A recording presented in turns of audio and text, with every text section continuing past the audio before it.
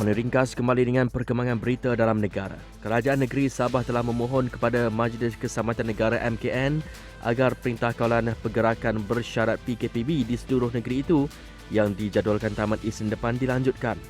Menteri Kerajaan Tempatan dan Perumahan Negeri Datuk Masidi Manjun berkata, Kerajaan Negeri berpandangan pelanjutan itu penting memandangkan kes COVID-19 di Sabah masih tinggi.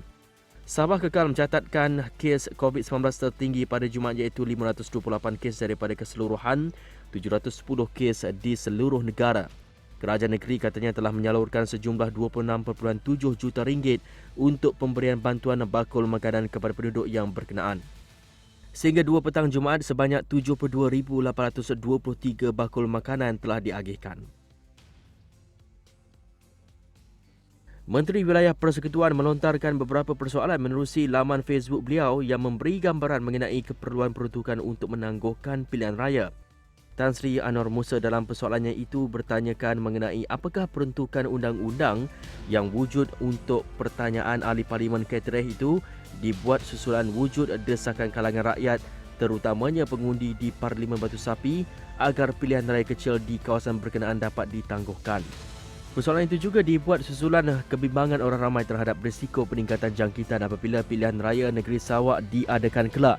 Beliau juga menyebut ancaman politik terhadap Perdana Menteri melalui sidang Parlimen juga boleh menyebabkan Tan Sri Muhyiddin Yassin membubarkan Parlimen lantas mengundang pilihan raya umum. Beliau juga melemparkan persoalan mengenai jangkaan senario jangkitan COVID-19 jika episod perebutan kuasa politik berlarutan, membolehkan pilihan raya ditangguhkan demi memastikan COVID-19 dapat dikawal. Tiada istilah darurat ekonomi, politik mahupun kesihatan. Menurut Fellow Penyelidik Ilham Center Prof. Dr. Hamidin Abdul Hamid, darurat hanya membawa satu maksud dan ia tidak sepatutnya membebankan rakyat. Jelasnya rakyat perlu diberi pemakluman awal dalam apa sahaja keputusan yang bakal dilakukan.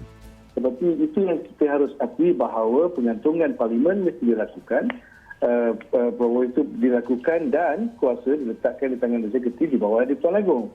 Di sini menunjukkan bahawa institusi Parlimen akan tergantung.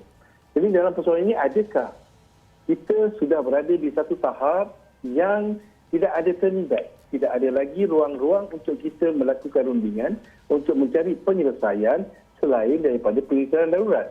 Saya berpendapat kita masih lagi mempunyai ruang yang luas, terutamanya dalam konteks ekonomi, dan seperti juga apabila kita berdepan dengan masalah pandemik ini, kita mempunyai akta kesihatan yang 342 yang cukup jelas, yang boleh dan mampu, seperti yang kita hadapi daripada bulan Mac, mampu untuk menangani persoalan ini. Laporan penuh di saluran 501 dan astroawani.com.